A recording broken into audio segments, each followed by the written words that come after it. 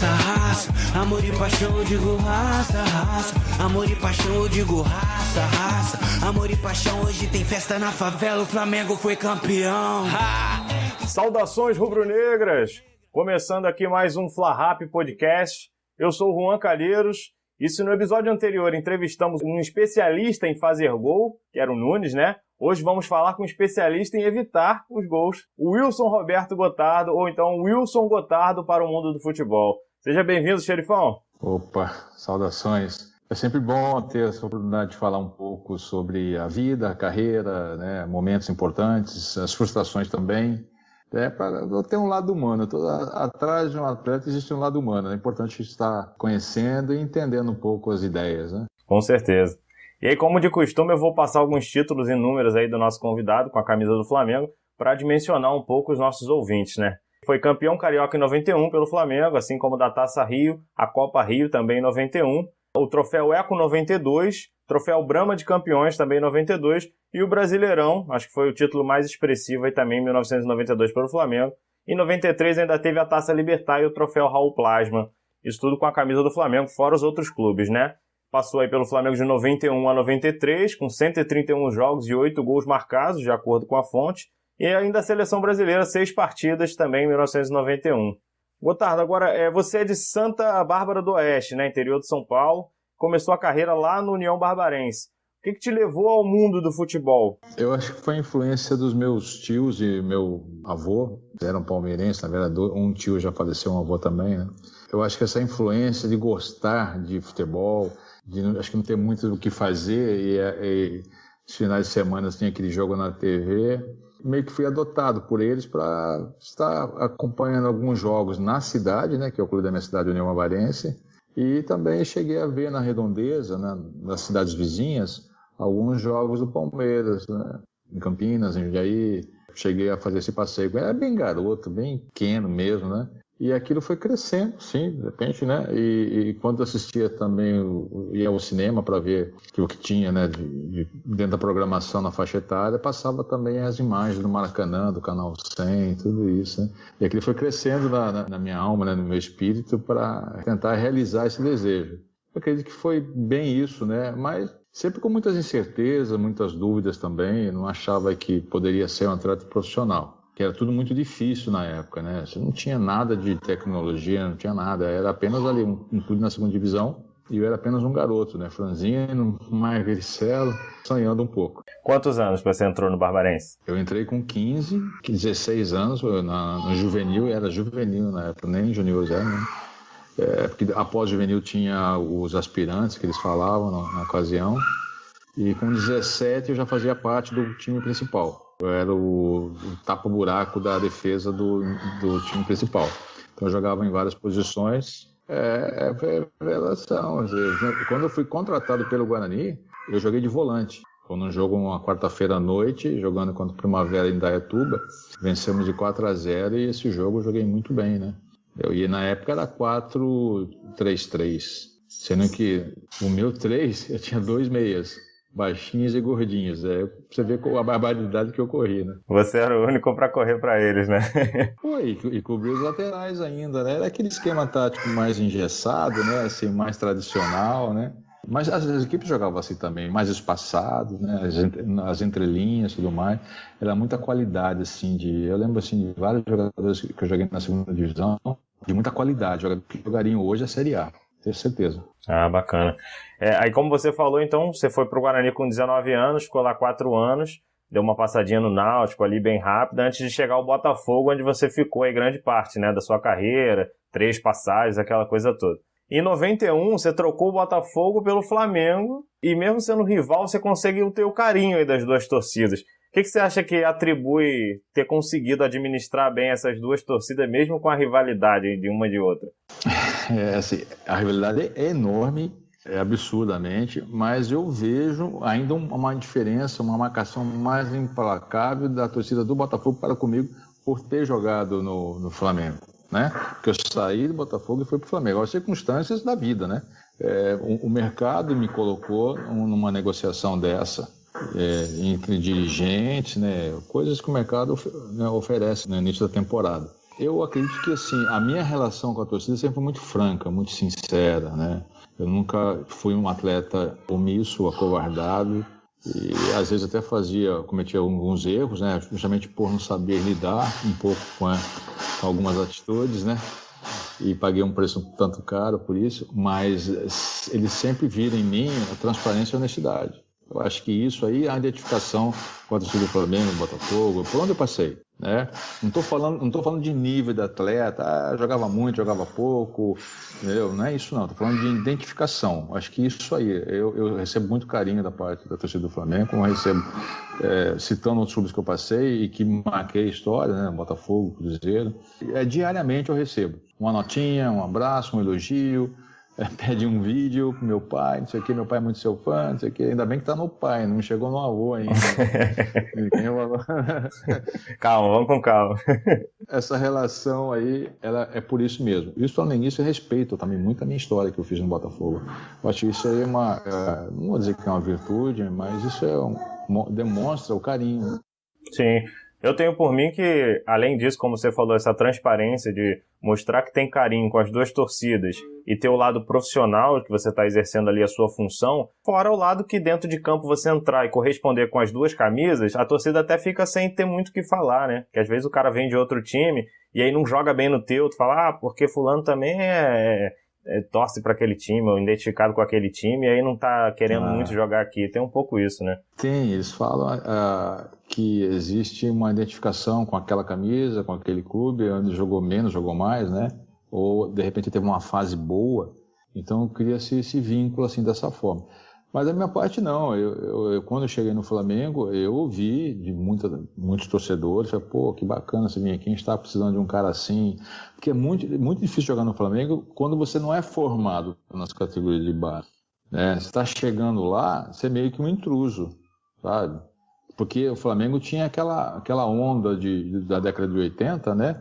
Craque se faz em casa. E em 91 essa frase veio em foco com o Márcio Braga, né? Ele fez questão de levantar essa frase mais ainda. Em 91 foi quando você chegou. Então teve esse contraponto, né? Pô, eu era intruso, né? Eu me tornei intruso, apesar Tinha Marcelinho, isso, Paulo né? Nunes, a galera toda, Djalminha, todo mundo surgindo. Um time bom, que foi campeão em tudo na base, né? Esse pessoal todo, Rogério, Baiano, não vou conseguir lembrar o nome de todos, até alguns que não fixaram no Flamengo, né?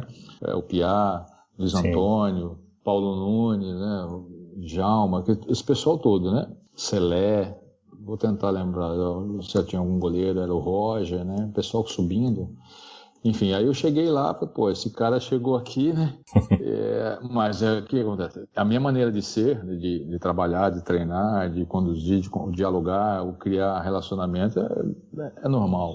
Nada em especial, né? Então as pessoas vão conhecendo aquilo que eu ouviram falar, eles vão deduzindo, isso é verdade, isso não é, isso é o cara bacana, o cara não sei o quê, não é tão bacana assim, então é natural, mas até hoje nós temos amizade, todo aquele grupo lá de 91, 92, a gente tem um grupo de Zap também, né, não estão todos, né, alguns, e de vez em quando se encontra por aí. Tá certo, chegou como xerifão para comandar a garotada ali, né, junto com o Gilmar e outras pessoas.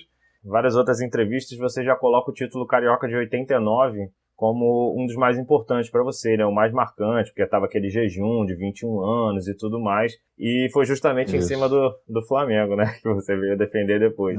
E em 92 acabou que inverteu a situação. Foi viver o outro lado, né, da moeda, sendo campeão brasileiro no Flamengo em cima do Botafogo. Como é que foi para você essa inversão? Primeiro ter sentido essa parte do Botafogo e depois com o Flamengo. Então, eu acho que assim, qualquer torcedor, né, conversando com você, acho que qualquer torcedor vai entender aquela quebra de jejum no Botafogo, né? Eu depois que eu fui jogar no Flamengo, encontrei vários flamenguistas, né, torcedores, dizendo assim, pô, que bacana, cara, acabou esse período, né, esse momento de tanta secura, desse jejum, né?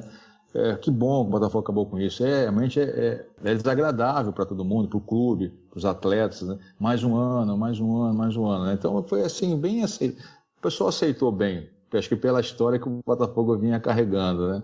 É lógico que existem aqueles mais apaixonados, né? Aquele passional mesmo que não quer saber, não. Perdeu, é inaceitável, né? Mas aí marcou bastante mesmo a minha vida, porque foi o meu primeiro título no Brasil mesmo, sabe? De expressão. O estadual da época é bem diferente dos dias de hoje. Com certeza. O significado é absurdamente diferente, maior do que tem nos dias de hoje. E quando eu fui para o Flamengo, e foi uma transferência assim, um pouco desgastante, né? Com algumas inverdades, que muita gente especulou na minha ida, um tanto sensacionalista também, que é a oportunidade de fazer boas matérias. Algumas informações foram ficando para trás, né? Que eram as verdades, e criaram-se outras, né? Que assim, mentiras. As fake news, né? Desde lá de trás. Sempre teve, né, cara?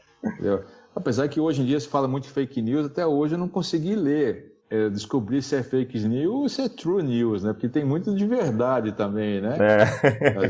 Disfarçadas, né? São verdades mesmo, né? Então, como foi desgastante a minha saída, né?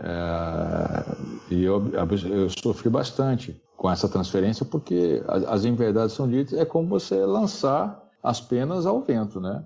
Você não consegue estar recolhendo todas, elas ficam por aí. E tem família. Sim. Minha esposa e 2 filhas, minha família na interior de São Paulo. E aí você ouve barbaridades, né? As entrevistas, no jornal, essas coisas todas. Calúnias, né? Pessoas levianas falando um monte de barbaridades aí. Enfim, aí fiquei mente magoado, fiquei também com aquilo guardado no meu íntimo, assim. Não um sentimento de vingança, mas assim, eu vou provar para você que eu não sou isso. Tá? Vou provar que vocês estão enganados. Querer fazer justiça, né? Deixar a sua imagem real, né? Aparecer. Depois eu tive a oportunidade nas entrevistas, explicar a situação, caso a caso. Eu encontro muitos botafoguenses por aí, fiz amizade com chefes de torcida. Chefes de torcida não, que fazem parte de grupos de torcida, né? Aí os caras, e essa história, como é que foi? Eu explico, já dei dezenas de entrevistas explicando por que eu saí do Botafogo, que foi uma oportunidade, que o Flamengo queria um zagueiro, foi falado meu nome, foi aprovado, o Emil Pinheiro, que era o diretor de futebol na época, ele liberou para conversar com a equipe do Márcio Braga, aceitaram valores, aí ele falou assim, o senhor me falou, se você acertar o valor também, você tem liberdade de sair. Eu falei, senhor, o senhor quer me vender? O senhor tem interesse em me negociar? Aí entra a minha leitura, que eu aprendi com a Escola da Vida. Ele demonstrou interesse em fazer, né, uma negociação, porque eu não tinha renovado o contrato com o Botafogo. Eu estava sem contrato. Não foi uma saída forçada, né? Teve todo um consenso do clube.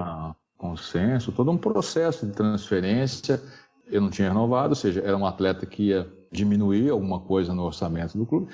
Traria outro zagueiro, como ele trouxe mais um zagueiro, um zagueiro que foi o Hugo de Leon, tinha sido campeão também pelo Grêmio, né? Um cara jogando na seleção uruguaia, né? E tudo isso aí eu aceitei, né? Fui embora. Muitas pessoas ficaram magoadas, mas tudo isso foi superado. E eu acho que hoje, assim, raramente eu encontro alguém. O cara fala assim, pô, tem uma manchinha na sua carreira, não sei o quê, mas assim, de boa. Aí eu entro no espírito, falei, poxa vida, se você tivesse me falado, eu teria transferido todos os meus boletos para sua casa, você pagava para mim. Né? Boa. Tem esse lado que as pessoas esquecem, né? Você mandava para mim todos os meses lá o que eu precisava para comer, para investir. Não teria nenhum problema, não, pô. Ficava no Botafogo. Naquela época tinha a lei do passe. Que era mais complicado, né? Prendia o jogador, né? Prendia o jogador e sem vencimento, né? Você ficava ali sem nada. Verdade, era horrível, ainda bem que acabou mesmo. Aí chegando em 92, né, no título brasileiro pelo Flamengo, muitos dizem que o Flamengo não era, por exemplo, um time favorito, apesar de ter um time bom, mas muito garoto, que depois veio a vingar. O Botafogo mesmo tinha um grande time, o Vasco, o Santos, já eram times bons na época, e o Flamengo foi ali chegando até conseguir o título. E hoje em dia a gente vê muita gente exaltar, por exemplo, o Jorge Jesus agora. Inclusive, hoje estamos gravando aí em dia 2, que ele assinou a renovação, mais um ano aí no Flamengo. E na sua época o treinador era o Carlinhos, e para quem é rubro-negro mesmo de acompanhar, sabe que também é um dos grandes treinadores da nossa história, ficou marcado. E aí eu te pergunto, para você, e até uma visão ali dentro do grupo que você imagina, quantos % você coloca na conta do Carlinhos, aquele brasileirão de 92? Qual foi a importância dele? Eu acho que é difícil definir um percentual. Eu posso dizer que a aceitação do Carlinhos no grupo era 100%. Todo mundo gostava dele, ele era muito querido.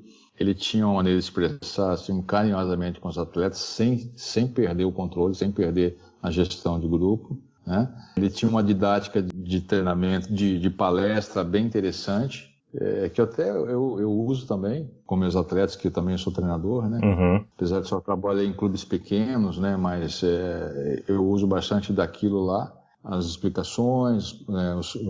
A análise dos pontos, né? Do adversário, fracos, fortes, também da própria equipe. Então ele tinha o respeito, e o atleta, quando ele vê no banco um cara bom de caráter, que é passivo de erro, mas nada premeditado, sabe? Então isso facilita muito a relação e o desempenho da equipe. É porque tem muito isso, né, do treinador ter a confiança, até como ex-jogador você pode até dizer bem melhor, do quanto é importante a equipe estar fechada com o treinador, né, abraçar a ideia dele, gostar do trabalho dele, porque muitas vezes o treinador é bom, mas não ganha a equipe, e isso acaba saindo do trilho, né?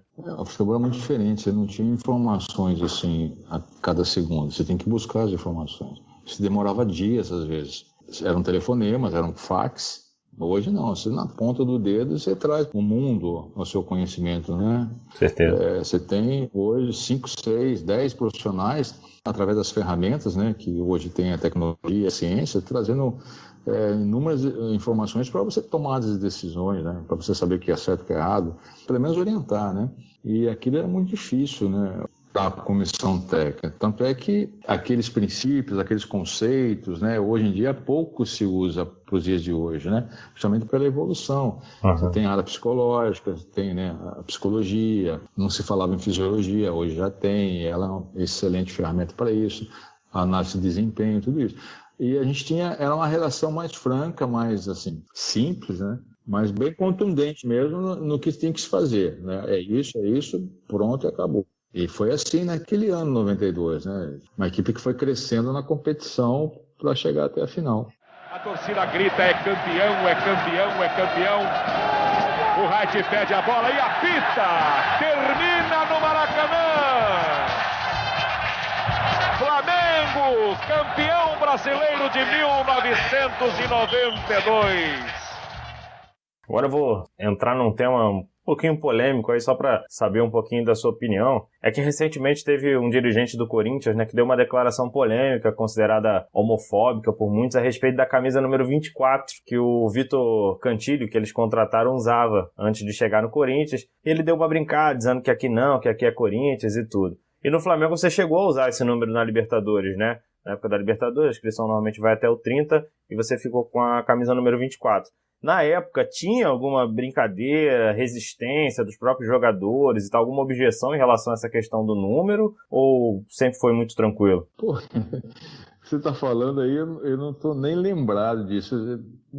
Zero, não tinha nada a dizer isso aí. Quem que se portaria em jogar e não jogar uma Libertadores, ou jogar uma Libertadores dizendo, ou ter a opção de não jogar por causa do número? Isso é um absurdo, pô, né? Qualquer camisa, ela dá o direito de jogar, eu tô jogando. Dentro do futebol, assim, na esfera, né, do futebol ali, que atletas, comissão, sei lá, pelo menos o mundo que eu vivi, isso não existe, cara. Isso é papo de fora dos muros, tá? Sobre preconceito, homofobia, no meio do futebol, entre os atletas, nada. Até tem, é natural a opção sexual do cara, você não sabe, às vezes o cara você não sabe, mas às vezes você desconfia, mas e daí? Não tem nada a ver com a vida, né, cara? Não vai mudar nada, né? Não vai mudar, isso nunca impediu a amizade, nunca houve preconceito, nada disso, cara. Entre os atletas isso é zero, eu não conheço. Ah, bem legal. Nunca ouvi falar. É bom deixar claro, né, porque muita gente acha que é um ambiente machista internamente, né? E às vezes, como você falou, é muito do muro pra fora na maioria dos casos. Não existe esse preconceito, o racismo nas torcidas, na rivalidade, isso existe. Eu nunca vi entre os atletas alguém chegar e falar assim, pô, negão, cai fora daqui. Ó, negão, você tá nada, zero. Não existe racismo entre os atletas. Eu nunca vi. Sim. Se alguém fez de uma forma velada, pode até ser, mas eu nunca vi. Estou sendo bem franco. Nem a questão da pele e muito menos a opção sexual. Tá certo. Bem legal saber. Agora, em 93 você saiu do Flamengo e foi para a Europa, né? Foi para o Marítimo, né? Em Portugal. E numa entrevista ao Rica Perrone, em 2014, você disse que se arrepende de não ter tido mais marketing na carreira. Acha que você foi um jogador melhor do que era falado, do que você tinha a imagem, né? Digamos assim, na época. fazendo um exercício aqui, trazendo para o mundo de hoje. Se fosse no mercado de futebol atual, você acha que naquela época você sairia do Flamengo assim para que time da Europa e qual o valor aproximadamente? Não, nos dias de hoje, eu sendo mais novo, teria saído, obviamente, mais novo. Não teria saído com 29 ou quase 30 anos, né? Porque eu fiz 30 anos em maio, né? Daquele ano. Na década de 90, 80 principalmente, só saía para a Europa quem jogava na seleção e especificamente tivesse jogado uma Copa do Mundo ou estivesse na lista dos 40 para a Copa do Mundo. Tinha que estar arrebentando para isso. Não tinha transferência e o mercado mais forte era o italiano. Uhum. Tinha o português também, né? Mas o forte é o italiano, até porque a Bandeirantes dava muita ênfase nos domingos pelo jogo, pelo Caute lá, né? Os outros países, assim, não tinha a Alemanha, a Holanda, né? A Holanda começou a abrir mercado com o Romário, Vampeta, depois...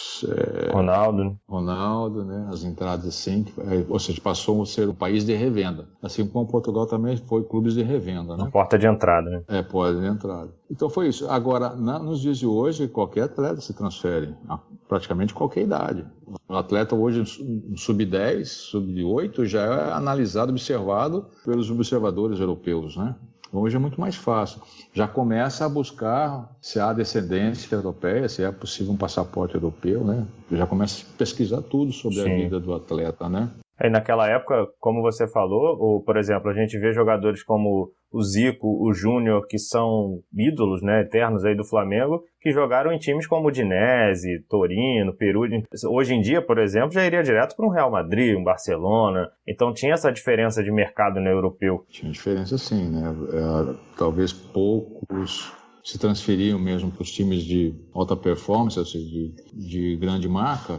Vale lembrar que o Evaristo Macedo ele é ídolo no Barcelona e no Real Madrid. Quer dizer, olha isso lá atrás, hein? 60, né? Olha que fenômeno que era o Evaristo, né? E até quando encontro ele de vez em quando, a gente dá muita risada. Olha que eu trabalhei com ele em 93, acho que 2 ou 3 meses. Legal. Eu adorava ele. As brincadeiras que ele fazia, as esculachadas que ele dava com a rapaziada. Assim, era engraçado. Muito polêmico, mas assim no bom sentido, né? Sim. Então, eu acho que faltou muito marketing mesmo, porque um pouco tímido, né, introspectivo às vezes, e isso atrapalha o atleta, né? Acho que eu me especializei mais em pedir favores e falar melhor sobre a vida dos outros, no sentido assim, esse joga muito. Eu nunca fui daquele falar assim, pô, mas eu jogo bem, pô. Acho que eu merecia ter um pouco mais de oportunidade. Não fez um marketing pessoal maior, né? Não tinha empresa para isso na época, eu nunca tive empresário. Tive um empresário porque eu até usei uma pessoa para usar entre aspas, né? Para acalmar um pouco isso, né? Porque é muito desgastante negociar contrato, é muito desgastante, né?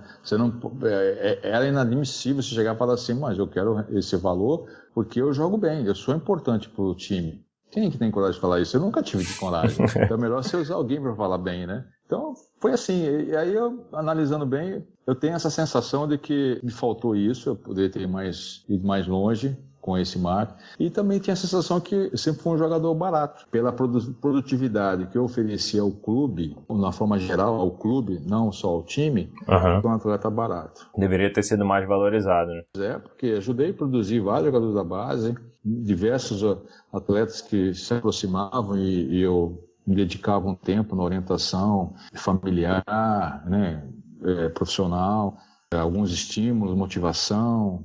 Tudo isso eu fiz muitas vezes para os clubes, né? Isso não traduz em valores, em grana, em vencimentos, mas o clube teve sua rentabilidade. Como exercício, você chutaria um time? Falaria, eu acho que eu tinha bola para estar num time tal, atualmente, assim, se fosse hoje em dia. Não, eu vou dizer o que a torcida fala, né? Eles falam. Eu estou em São Paulo, eles encontram o corintiano, ele fala, pô, tinha que ter jogado no meu Coringão, não sei o quê. Aqui, onde eu não joguei, tinha que ter jogado no meu Vascão. É isso aí, cara. Eu não sei se a torcida fala para agradar, né? Ou se é verdade mesmo, né, cara? Mas para falar é porque queria. Porque, na realidade, a maioria dos atletas, eles não realizam os sonhos, né? Aqueles que foram idealizados, eles não realizam. Eles passam pela carreira e às vezes aprende ou não aprende com suas próprias frustrações, né? Isso é um assunto difícil, principalmente pós-carreira. É importante ter esse conhecimento de como lidar com tudo isso, né? E depois, eu esperava jogar nos 10 maiores clubes do Brasil, em jogar pelo menos 3 ou 2 ou 1, não jogou em nenhum. Né? Aí ele passou dos 30, aí a cabeça entra num furacão, num tornado, porque o tempo está se esgotando e ele já é considerado, depois de 30, até pela própria mídia, jogador velho, que na verdade não é. Hoje em dia a gente vê muito isso, né? Principalmente os garotos já começam a jogar pensando em jogar num grande europeu. E às vezes não conseguem realizar esse sonho, e administrar isso pode ser realmente pesado. Né? Porque envolve muita coisa. Ele começa na base, ele tem todos os dias jogos da Europa, né? Da Premier League, o italiano, o alemão, né? O francês, todos os dias. Você pode escolher lá. Ou você vai na internet, você puxa um jogo que de repente atraiu o jogo pelo placar, né? Aí ele começa a idealizar, puxa, esse estado é maravilhoso, esse país é lindo, eu quero aprender esse idioma e, enfim, vou fazer uma independência financeira que se faz lá mesmo, né? Apesar que no Brasil hoje dá para ficar rico no Brasil, né? Aquele 0,3% fica bem de vida no Brasil, né? 100% que existe, entendeu? É mais ou menos isso aí. Então, aí o atleta ele começa a sonhar, e é um direito dele sonhar. Alguns começam, não, eu quero fazer o meu nome no clube onde eu comecei e vou me transferir. Mas aí é o seguinte, vai passando o tempo, de repente 22, 23, pode ser que ele não tenha essa outra oportunidade. Ele pode sofrer uma lesão.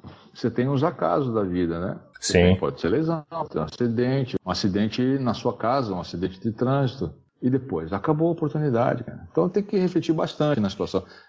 Eu acho assim, todo profissional tem direito a ganhar seu dinheiro. Eu posso citar inúmeros profissionais aí que ganharam milhões de dólares em outras modalidades e ninguém diz nada. Parece que só atleta profissional de futebol é mercenário. Posso falar outras modalidades que não tem nada a ver com bola. Não tem nada a ver. O boxe é um grande exemplo. Boxe, surf, Sim. Sei lá, tem outros aí. Hoje em dia até o jogo, né, online, o eSports, acaba dando bastante dinheiro, que é uma nova modalidade aparecendo. Não estou falando de voleibol, basquetebol, tênis, né?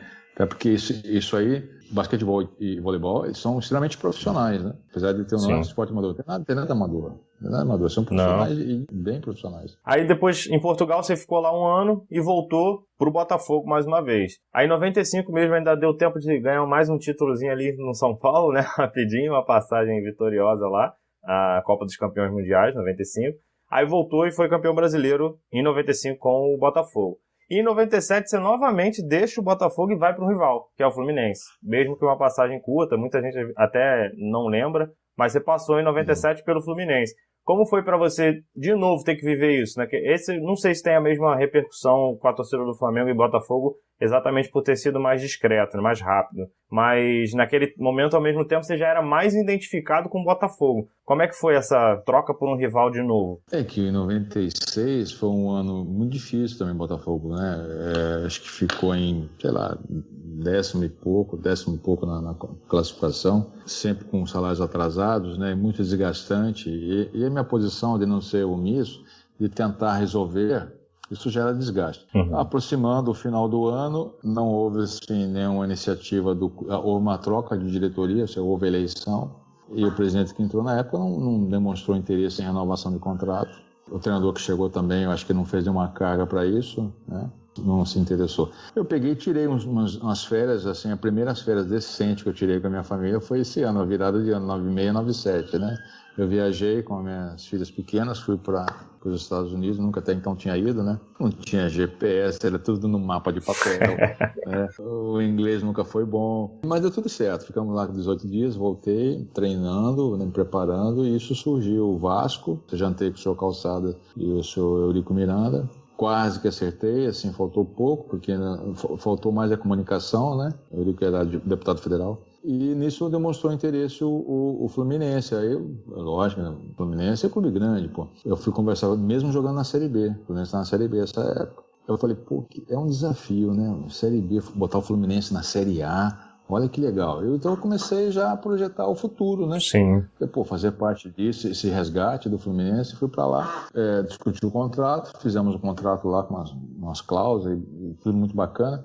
E trabalhando, eu comecei a jogar. A minha estreia foi um amistoso contra o Cruzeiro lá no estado de Independência, em BH. Ganhamos do Cruzeiro lá. E depois de alguns jogos eu torci o tornozelo, ficou inchado o tornozelo, porque eu não jogava com atadura, né? Era só uma caneleira e pronto. Aí eu pisei num buraco, coisa assim, torci, né? Recuperei, voltei e o Cruzeiro, acho que vendo, né, que eu tinha tava bem e já tinha trabalhado com o Paulo Tuori, eles fizeram uma carga também na diretoria, procurando rescindir meu contrato. Eu falei assim, eu estou muito feliz, apesar de eu morava no Recreio, tinha que ir lá para Xerém, era longe pra caramba, não tinha linha amarela não, cara, entendeu? Era difícil chegar lá, pô. Longe. Era desgastante. Às vezes treinava integral também, às vezes dormia lá, mas também treinava muito na Laranjeira. Pô, agradabilíssimo foi aquele período lá. Pouco tempo, mas foi muito interessante. Eu gostei muito do Fluminense, sabe? Do clima, né? Acabou que aí houve um acordo, pagaram-se multa, né? E o contrato foi rescindido e fui pro Cruzeiro. Foi assim, foi muito rápido mesmo, né? Coisas da bola. Legal. Aí no Cruzeiro, teve também um episódio aí que não foi legal, imagino, né, pra você na sua carreira. Tem a parte boa e a parte ruim. A parte boa é que você foi campeão da Libertadores, sendo capitão do time. E a parte ruim é que no Mundial você acabou ficando fora da lista, né, dos relacionados. Pra você, como é que foi receber essa notícia e o porquê que você acha que isso aconteceu? Foi o Nelson Batista, se eu não me engano, né? Foi. Ele foi treinador na época, ele fez as opções, né, é um direito dele escolher. É um direito da diretoria também aceitar ou não. Agora, dizer que foi por alguma deficiência técnica, isso é zero. Até porque eu estava muito bem, estava jogando bem. Eu já falei isso várias vezes, né? Dos últimos 4 jogos que eu joguei com ele, como titular, eu fui melhor em campo 3. Eu tenho até o troféu aqui de um jogo que eu ganhei. Eu até tenho aqui, mas jogando bem. E 2 deles, um deles foi até contra, acho que a Universidade do Chile, no Mineirão. Foi isso aí. Enfim. E aí houve essa mudança, né? Ele fez umas alegações que eu não concordei, mas ele é o treinador. Quem sou eu? Eu sou atleta normal. A diretoria aceitou. Não foi só comigo, não. Foi com mais atletas também, né? Enfim, aí quando se aproximando a data de enviar a relação, de escolher os atletas, tal, foi se criado um clima, né? Vai, não vai, a imprensa toda ela questionando quem vai, quem não vai, esses nomes aqui, não sei o que, esses nomes lá. Então, algumas indefinições, isso fica ruim, fica um clima pesado, né? Você tem lá 30 jogadores aptos para viajar, para serem relacionados e você tem que escolher, eu não sei quantos foram, 20, não sei quantos na verdade foram, né? 10 ficariam fora, né? Eu não sei, é muito triste isso aí. E quando ele deu a notícia, eu já imaginava que eu estava fora justamente pelo comportamento, pelos antecedentes ali em outros jogos, né? Eu já senti no meu íntimo, no meu coração, que eu estaria fora da relação. Ele já veio mudando, nos jogos anteriores, já veio mudando um pouco essa relação, né? Eu já estava fora, né? Eu, como profissional, no meu contrato não diz que eu tenho que ser titular. Sim. Meu contrato diz que eu tenho que ser um profissional, eu tenho que ter responsabilidade, tenho que ter disciplina, eu tenho que honrar a camisa, eu tenho que honrar, ter respeito com a torcida. Isso sim, esses são os princípios responsabilidade que eu entendo. E nunca disse que eu tenho que ser titular. Quem diz é o treinador que diz, né? Enfim, que escala. E quem aceitou isso aí foi o diretor de futebol e foi o presidente da época do Cruzeiro. Eles aceitaram, acharam que era bom. Mas ficou um clima muito tenso, né? Muitos atletas ficaram chateados, até aqueles que viajaram, sentiram também, ficaram magoados com tudo que ocorreu. E para mim foi o pior momento da minha carreira, né? O pior momento, eu não tenho orgulho nenhum de falar, não gosto de falar isso. Até a minha falecida avó, na ocasião, passou muito mal, teve que ser hospitalizada, porque fazendo isso com o meu neto, que isso, né? Sente as dores, né? O que está acontecendo? Porque minha avó não entendia o que era, né? O que é. Ela sabe o resultado, mas ela não sabe contextualizar a situação toda. Sim. Enfim, foi muito desagradável. Imagino. Perdeu uma oportunidade e merecia, né, estar lá. Essa que é a parte ruim. Foi pessoal, né? Foi pessoal. Foi uma decisão da pessoa, não foi uma decisão do treinador, né? Foi Sim. Algo pessoal que nunca foi revelado. Realmente chato, né? Aí dali você foi pro Sport, 99, foi campeão estadual lá e decidiu se aposentar. Como foi para você tomar essa decisão? Parei. Então, 98 foi um ano muito bom. Joguei muita bola em 98, muita bola. Quase fui para a Copa do Mundo, né? Eu lembro bem, o Dr. Lito Toledo entrou em contato com o Dr. Nazaré, do Cruzeiro. Fez algumas indagações, como é que ele está fisicamente, clinicamente, está apto, perfeito para ir. Isso o doutor falou para mim. Eu não conversei com o doutor do Cruzeiro, não conversei com o doutor Lídio, nem com ninguém da comissão técnica. Aí o senhor Zagallo fez a opção de convocar o André Cruz, né? Enfim, mas foi muito bom. Acabou o ano, foi um ano em que o Cruzeiro chegou em todas as finais, mas chegou na reta final do ano, mês de dezembro mesmo, chegou muito desgastado, muito cansado, então não conseguiu o título, né? E como foi um ano muito desgastante também, aí virou o ano, o Cruzeiro acho que tinha alguns interesses, não falamos sobre a renovação de contrato.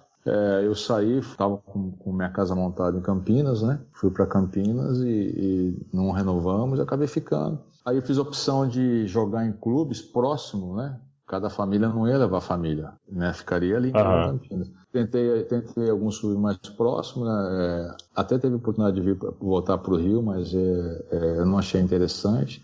Surgiu a proposta do Sport, eu achei, não só pela proposta, mas assim, todo o propósito do clube, né? Aquilo que surgiu, eu senti paz de jogar. Eu já tinha jogado um pouco no Náutico, já conhecia já Recife, né? Aí eu achei legal, no todo. Foi um ano muito difícil, porque fiquei longe de casa, né? E não é legal separar a família, né? Ficar longe da família. Eu não tenho estrutura para isso, nunca tive estrutura para isso. E é lógico que, quando possível, a família é para lá, principalmente nas férias escolares. Mas não é a mesma coisa, né? E acabou o ano também, não renovei. Na época, o presidente, o senhor Bivar, ele falou assim, você vai renovar comigo, você vai ficar o ano 2000 aqui. Eu falei, bacana, tem interesse, né? Aí, não sei, acho que ele entrou num clima político, né? Que até ele é envolvido com a política, né? Ultimamente. Aí acabou não acontecendo mais, eu voltei para Campinas, fiquei treinando no Guarani mais uns 2, 3 meses, né? O Guarani demonstrou interesse, quase que acertamos, aí passou mais um pouco, eu parei. Aí encerrei em 2000. Mas eu quase assinei no Guarani também. Tinha a possibilidade de assinar na Ponte Preta. Foi parando, né? Não foi uma decisão assim, esse é o meu último ano e acabou. Não, foi acontecendo. Apesar de eu vir me preparando já, né, emocionalmente para o encerramento, mas nunca é o suficiente. Você pode preparar à vontade, mas não é o suficiente. Eu tinha ainda uns 2 anos de gás para continuar jogando, sabe? Sim. Talvez não para jogar em clube de ponta, como é nos dias de hoje. Você joga Libertadores, Copa do Brasil, tem a Sul-Americana, não sei o que. Talvez não dê para jogar tantos jogos assim, seguidamente, né? Com os intervalos pequenos, recuperação devido às viagens, toda a logística, né? Mas aí você já passa num outro nível de apresentação. Eu não acho correto isso, mas enfim, em clubes que tivessem menos partidas ou menos competições, eu jogaria tranquilamente. Você tinha 36, né? 99 para 2000, 37. Por aí. 37, Aí, depois de se aposentar, você foi estudar, se preparar para ser treinador, dirigente. Inclusive fez estágio lá com o Ancelotti no Chelsea, né, em 2010. Conta um pouco aí pra gente dessa experiência e por que você acha que não teve o mesmo êxito como treinador que teve como jogador, por exemplo? Quando eu encerrei a carreira, eu fiz logo em São Paulo aquele curso do sindicato, dos treinadores. Acho que fiz em 2000 ou 2001, não me recordo, 2001, não sei, ou final de 2000. Falei, vou seguir carreira como treinador. Mas aí foram surgindo assim, um amigo, né, me fez um convite, me ajuda a fazer uns negócios, eu precisava ter alguns contatos e tal. Aí eu entrei com ele e fui apresentando para ele. Eu conhecia muita gente, né, entre os dirigentes e empresários, conhecia muitos atletas também. Aí eu entrei nessa área comercial, meio que sem querer. Aí quando eu falei assim, eu vou sair, né, eu tenho interesse de ser treinador e estava saindo dessa função, eu tinha parado já, né, de fazer qualquer negociação. Aí eu descobri um atleta fantástico que é o Ramírez. Ele jogou na seleção, jogou no Chelsea, tá no Palmeiras. Aí eu fiquei mais um tempo com ele, fiz um estágio com o Luxemburgo em 2007 lá no Palmeiras e o Ramírez estava comigo, assim, orientando ele. Fiz uma gestão de carreira muito boa para ele, né? Até ele ir para o Benfica. Quando ele foi para o Benfica, eu desvinculei 100% dessa área comercial. Aí fiz os estágios, fui lá, fiz outros cursos também, fiz curso da CBF. Eu acho assim que talvez eu tenha perdido um time lá atrás dos meus contemporâneos. Ou seja, Dorival, Cuca, Adilson. Ter feito a transição mais direta, né? Mais direta, essa transição mais direta, né? Mais ou menos como foi o Carpegiani, né? Então, é por isso que é importante ter uma consciência ou saber como encerrar a carreira, né? Eu estava num nível, assim, de desgaste mesmo, assim, emocional, que estava difícil de participar das pré-eleições, porque era uma enxurrada de palestras motivacionais e aquilo estava saturado. Eu já não suportava mais isso. Então, chegou numa hora, falei, agora chega. Vamos dizer o caso do Luciano, né, o Fábio Luciano. Uhum. Chegou uma carreira com 33, ele era meu vizinho, eu falei, Fábio... E jogando muito. Ele estava bem, pô. novo, 33, ele não estava sentindo a dificuldade. Eu não sei se ele tinha alguma lesão de joelho, alguma coisa, mas acho que clinicamente ele estava bem, né? Eu falei, pô, é uma situação bem interessante o seu momento. Eu acho que não é precoce, não. Ele falou, não, aí ele falou também, tô saturado, não sei o quê, tal, eu quero ter um pouco mais de paz, tal. Eu não sei se ele vai se lembrar dessa conversa, mas foi até, ele era meu vizinho aqui de condomínio, né? Hoje ele mora lá em São Paulo, Vinhedo, acho. E foi isso também, às vezes você passa isso aí e tal. Aconteceu comigo, aí eu fiz a opção, vou parar e tal. É óbvio que ainda eu estou no mercado como treinador, eu tenho as qualificações para isso, tenho uma boa comissão técnica também, que é importante. Pode ter certeza que não é nada caro, é bem acessível a qualquer clube aí não vou falar da Série A, que é ridículo, mas da Série B, a Série C, sem nenhum problema. E só vou também trabalhar em clubes que têm um propósito, assim, né? Tem um planejamento, né? Pelo menos. Planejamento, ir lá para ter que pagar para trabalhar, como eu já fiz várias vezes, não ter vencimento, ter que botar do bolso, eu não quero mais isso, não. Já essa experiência eu não preciso mais ter. Até porque, ao longo da minha carreira toda, eu tive como gerir vários problemas, né? Do que fazer e do que não fazer. Então, eu acho que estou já bem calejado para isso.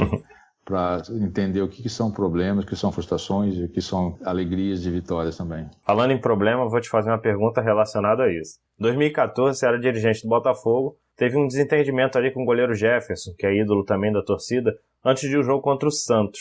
Ele falou que houve uma covardia com ele, isso nas palavras dele, né? Eu queria que você explicasse um pouco a sua visão do que aconteceu e como ficou a relação de vocês depois daquele desentendimento. Não houve covardia.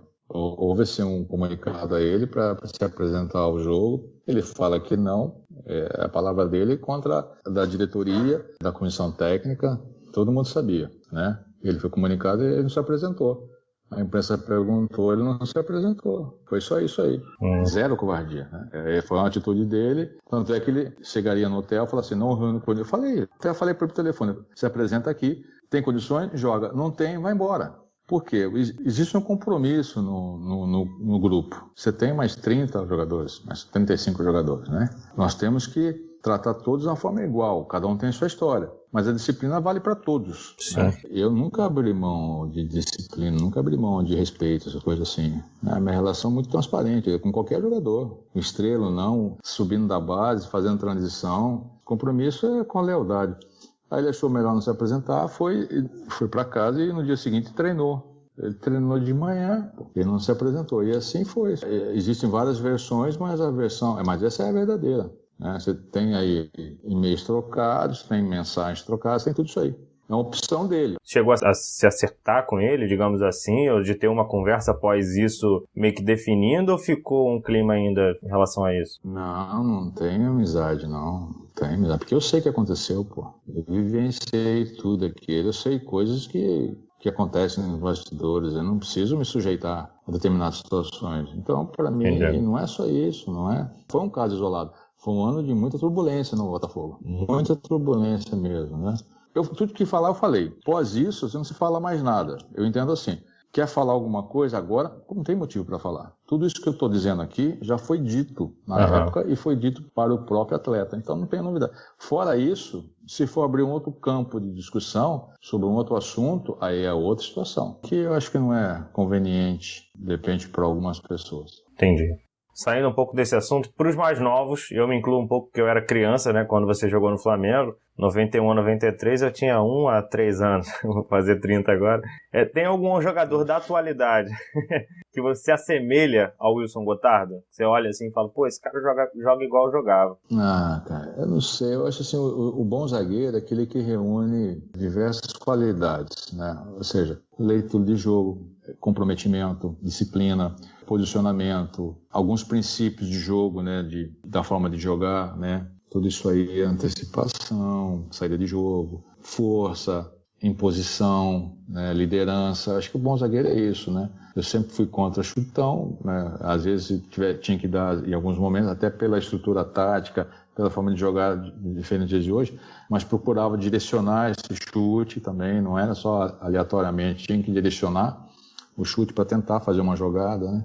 Você tem bons zagueiros hoje em dia no Brasil que tentam jogar, até porque mudou um pouco esse conceito, né, da forma de jogar. Você tem que sair jogando, é obrigado a sair jogando, é obrigado a usar o goleiro. Tem muito disso. Às vezes o zagueiro não tem nem preparo para isso, né? Aí toma um caminhão de gols porque não está preparado. É muito precoce, é muito intenso essa forma de jogar e ele não está preparado. Então, Quer cobrar uma qualidade técnica de zagueiros e goleiros que nem sempre eles têm, né? Nem sempre eles têm, mas eu vi vários zagueiros aí que mal sabiam sair jogando e que hoje aprenderam. Isso é uma qualidade, você faz um trabalho, não é um trabalho analítico, né? Mas é um trabalho tecnicista que você inclui um pouco de tático no técnico, né? Ou seja, já vai fazendo seus movimentos táticos com a evolução técnica, né? Se o atleta tiver um pouco mais de cognitivo de jogo, de leitura de jogo, de trabalho, ele aprende rápido. Boa. E ano passado, até falando nessa questão do aprendizado, você deu uma entrevista também dizendo que o Rodrigo Caio, zagueiro do Flamengo agora, precisaria fazer alguns ajustes para ter sucesso no clube, né? Que ele vinha do São Paulo, não vinha jogando muito. Hoje, vendo o que ele está jogando, né, antes da parada e até o ano mesmo de 2019, tudo que ganhou, você acha que ele conseguiu fazer esses ajustes ou ainda falta algum detalhe ali que você visualiza? Conseguiu. Antes dele vir para o Flamengo, eu fui. Quando as pessoas sempre perguntam para mim, zagueiro, não sei o quê, como é que foi esse time, como é que foi essa seleção? Eu falei lá atrás, na Olimpíada, que não sei se ele sabe ou não, eu não tenho amizade com ele, mas eu falei várias vezes que na seleção olímpica, junto com o Neymar, o ponto forte da seleção foi o meu zaga, ele e Marquinhos. Jogaram muita bola. Jogaram mesmo. Sabe? A seleção, na meu modo de ver, não foi tão bem. Mas o Neymar, pela qualidade individual, pela responsabilidade, né? Ele puxa mesmo a locomotiva toda, né? Ele que puxa o trem. E essa dupla de zaga jogou muita bola. Eu gosto dele, gosto do Marquinhos. Ele vem de umas ideias, comportamento do São Paulo diferente do Flamengo.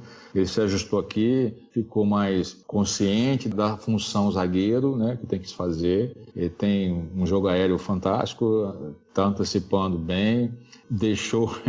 Deixou que a arbitragem apitasse, ou seja, quem decide a jogada é o árbitro, né? Isso não é função dele, né? Quer dizer, acho que ele aprendeu isso aí, né?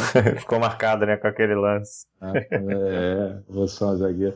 Isso levando um pouco mais pro lado do humor, né? Sim, sim. Mas ele é um grande zagueiro. Ele é um zagueiro que poderá tranquilamente, no meu modo de ver, fazer parte da seleção brasileira com o Tite. Concordo. Tranquilamente. Eu, como treinador da seleção, eu levaria. Vou entrar na minha última pergunta antes de fazer a pergunta dos nossos seguidores. E como ex-atleta do Flamengo e campeão, como você vê aí esse time de hoje com as conquistas e aonde você acha que ele pode chegar? Lembrando que o jogo em si, ele tem muitas competências, né? Não é só o jogar, né? Você tem muita... Na atmosfera toda do jogar, você tem meio que uma visão sistêmica do trabalho, né? Diretoria, comissão, os departamentos, né, de fisiologia, médico e tudo mais, e o departamento técnico, né?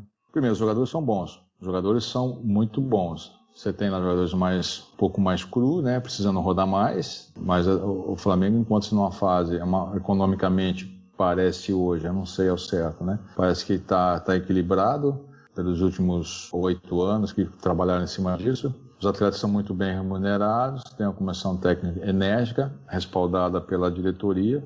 Então o Flamengo tem tudo para repetir um bom ano. Talvez aconteça algumas alterações, não sei, se pode ter, de novas contratações, alguma saída, que isso faz parte dos acasos, dos imprevistos, né? Sim. Os atletas serem negociados, isso é natural, né? É uma quebra. Mas aí tem a comissão técnica aí bem estruturada para resolver esses problemas. O Flamengo tem tudo para ser, qualquer competição que entrar, para ser favorito, né? Isso não foi conquistado por acaso. Você acredita em hegemonia? Não, hegemonia não, eu acho que é um momento, eu acho que tem um ciclo.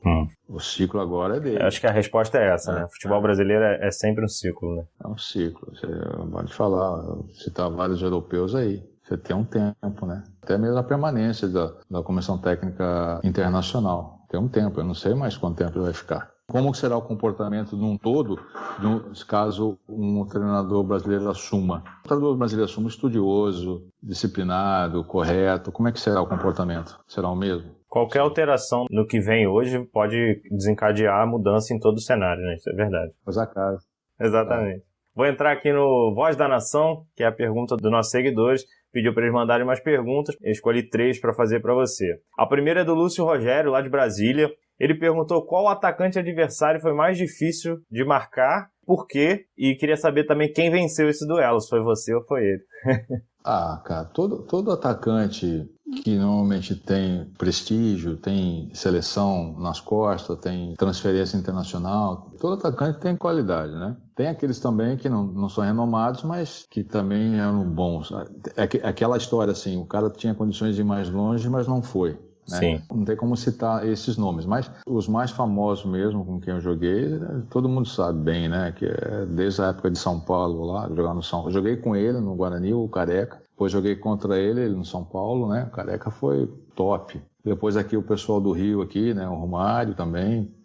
Contra o Dinamite também, peguei o Dinamite. O primeiro jogo contra o Dinamite eu joguei foi em 88, eu jogando pelo Guarani. Quer dizer, então, eu acho que é bem isso, assim, dizer que eu perdi noite de sono, eu não perdi com ninguém, não. Mas dizer que foi fácil também não foi. Com todo respeito também, né? Mas levou a melhor? Num geral, você achou que levou a melhor sobre eles ou eles deram mais trabalho do que você pensava? Eu acho que levei mais vantagem, né? Mas não quer dizer que traduzisse em vitória, né? Pode ser também que eu perdi. Mas quando se fala duelo mesmo, né? Ou um contra um, ou o antigo mano a mano, eu acho que foi melhor. Eu acho que eu tive uma vantagem, assim, né? Pelo menos eu não tenho essa sensação, assim, de envergonhado, de humilhado, de esculachado. Isso eu não lembro, não, tá? Mas, assim, não quer dizer que eu venci esses jogos todos, né? Eu acho que perdi muitos deles também. Tá certo. Vou entrar aqui na do Renato Campelo, aqui do Rio de Janeiro.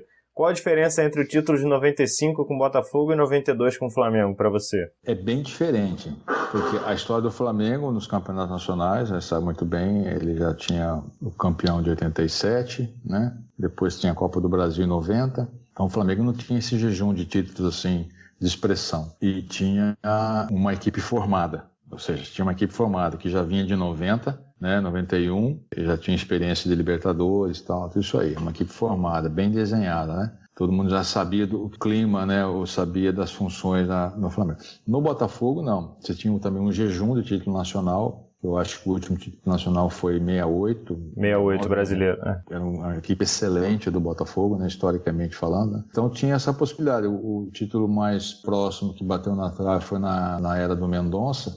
Eu acho que foi 81, né, que foi eliminado pelo São Paulo lá no Morumbi, de uma forma estranha. Quer dizer, era para ter ido além o Botafogo. Depois disso, acho que não chegou mais. Chegou em 94, foi quinto, ficou em quinto no Campeonato Nacional. E em 95 chegou a vez, né? Uma equipe formada muito em cima da competição, com uma comissão técnica desconhecida, porque eles tinham trabalhado lá fora, né? O Paulo Tuori e o Gilvan, preparador físico. O René Weber é aquele que jogou no Fluminense, o volante, se tornou auxiliar também do Paulo. Então ninguém acreditava, ninguém conhecia, vários atletas desconhecidos também, vindo de vários cantos do Brasil.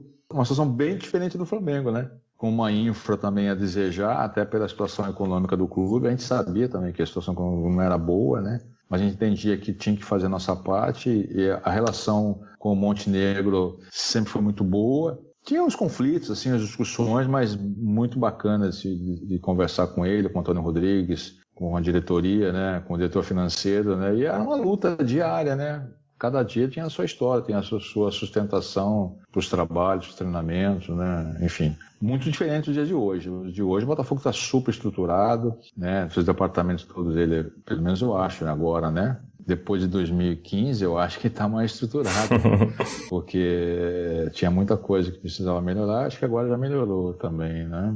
Enfim, foi basicamente isso aí, né? Uma equipe montada 3, 4 semanas antes da competição, com um técnico desconhecido, basicamente isso aí. Então é muito diferente. E o jejum, né? Também tinha muito tempo sem título de expressão. O jejum sempre dá uma ênfase ao título, né? Uma conquista fabulosa, pô, histórica, tá? E a última, né? Pode ser antigo, pode ser o que for, não sei o que, quem não viveu, de repente não sabe o peso que tem aquela conquista, né? Mas um clube sem título, sem vitória, é um clube sem história. O Botafogo tem história, pô. Com certeza. É uma história heróica lá atrás, né? E a década de 90 o Botafogo foi uma década muito boa. Se você fazer o retrospecto ano a ano, foi muito boa a década. Não venceu tantos títulos, mas brigou bastante lá em cima. Teve um bom momento, né? Eu tive o prazer de narrar esse jogo pela Rádio Carioca Futebol, uma web rádio que eu faço parte também. Inclusive, a próxima pergunta vem de lá do meu parceiro Max Pimenta. Ele veio botar uma pimenta aqui no negócio. como era a sua relação com o Túlio no Botafogo? Não era de inimizade, não era de nenhum sentimento de vingança, que as pessoas falam que era, tinha confusão. Não tinha.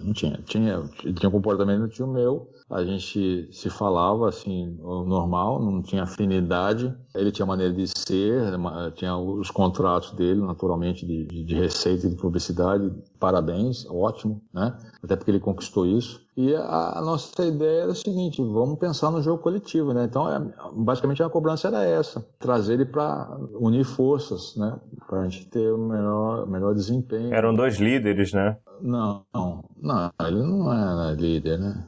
É o líder técnico, né, no caso? Não. Também não? Não, ele era... O homem-gol. Não, ele faz parte, ele é um dos responsáveis por uma geração de torcedores botafoguenses. Sim, o ano 90 foi muito bom, pô. Eu acho que foi a década que mais produziu botafoguense, foi aquela década lá. Eu participei 3 anos dela, né? E as conquistas, os gols, né? Eu não consegui dimensionar isso aí não, mas depois que vai ver, não, porque eu me tornei botafoguense naquele jogo, me tornei botafoguense naquela final, não sei o que e tal. É assim você vai sabendo, você vai conhecendo hoje, né? Porque o pessoal vai envelhecendo, vai crescendo, né? Vai tendo encontros por aí. Foi um período fantástico, ele é ídolo da torcida, merecidamente ele é ídolo, porque ele fez por onde foi artilheiro, aproveitou bastante essas oportunidades e ajudou também o clube a chegar à final, a ser campeão, né? Inclusive hoje é aniversário dele, parabéns pro Túlio. Finalizar aqui, nossa última parte é chamada exatamente de Fla Rápida. É um bate-bola. Vou falar, você me responde com a primeira coisa que vier na cabeça. Pode ser? Pode. O Gotardo é? Homem de honra. O melhor jogador que você jogou junto? 5 jogadores. O melhor jogador? Os 5. E contra? Eu acho que foi o Zico. Pelo repertório todo que tinha, né? Um ídolo? Não tenho ídolo no futebol, não tenho. Tem fora do futebol? Não tenho, assim, eu tenho admiração por atletas, tenho admiração por personalidades, assim, pessoas que fazem o bem, vivem o bem, abnegados, eu tenho. Mas como ídolo mesmo, eu conhecendo melhor a história do meu pai, que meu pai faleceu, eu tinha 13 anos. Conhecendo meu pai e conheci meu pai através dos amigos, aquilo me fez ter meu pai como um ídolo. Ah, legal. E um rival? Cara, eu acho que sou eu mesmo. Eu acho que eu fui o meu maior rival, acho, ao longo da carreira. Eu fui duelando comigo. O melhor jogo da carreira? Cara, eu não fui um atleta de fase ruim. Você me desculpe, eu não sou metido, não sou arrogante, mas eu não fui atleta de fase ruim. Eu tive, assim, um jogo péssimo que eu fiz uma vez, que eu falei assim, nossa, por que eu saí da cama? Foi só isso. Um gol? O gol de expressão, de importância, foi o gol de 95, né? Preparado pro corner, Wilson Goiano da ponta direita, bateu pelo motor pro mundo, subiu, cabeçada foi dada, entrou. Gol!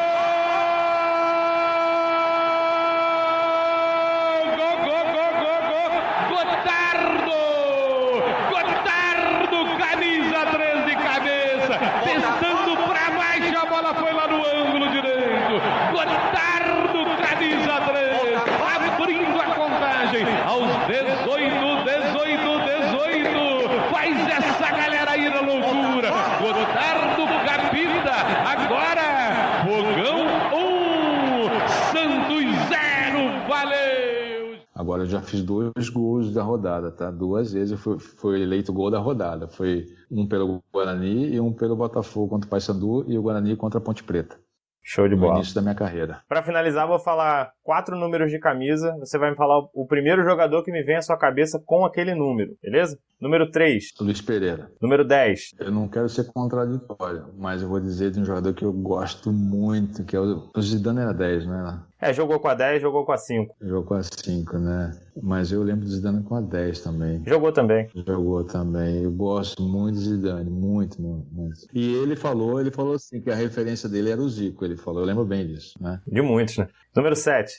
É o Garrincha, né, cara? E número 4? 4 é a camisa que eu sempre gostei, desde a base, mas não joguei sempre com ela. Mas eu sempre tive um carinho especial pela 4. Não sei se isso é a resposta. Claro, é.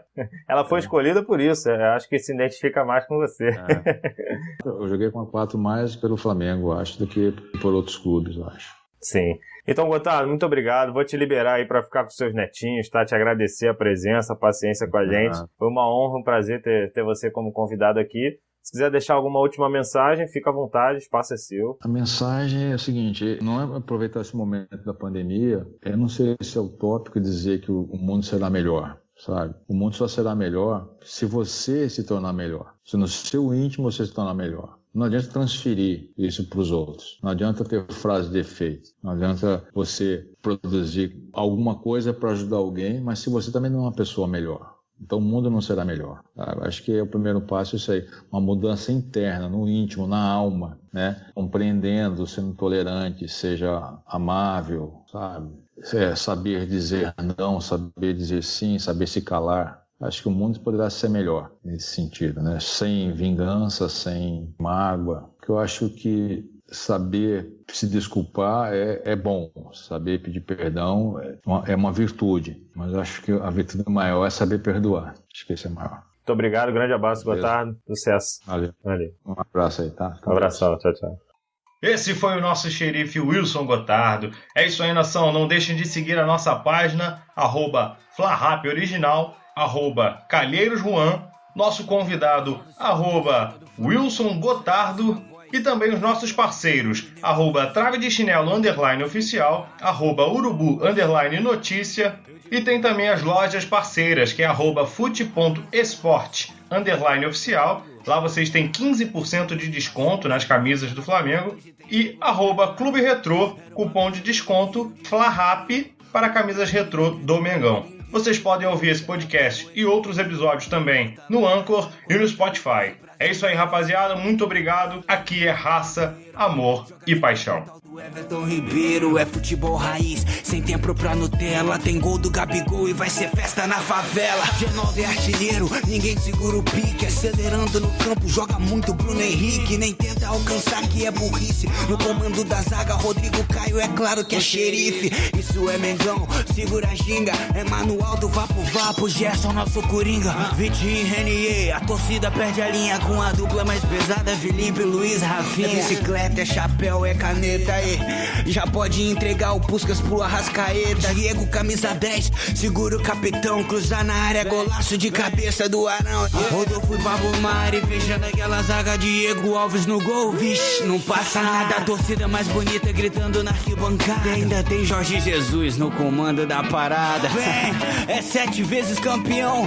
Isso é Flamengo ganhando o Brasileirão. Vai, segura o Mengão, nação de vencedores. Somos bicampeões da Taça Libertadores. Raça, amor e paixão, eu digo raça, amor e paixão, eu digo raça, amor e paixão, hoje tem festa na favela, o Flamengo foi campeão. Eu digo raça, amor e paixão, eu digo raça, amor e paixão, eu digo raça, amor e paixão, hoje tem festa na favela, o Flamengo foi campeão.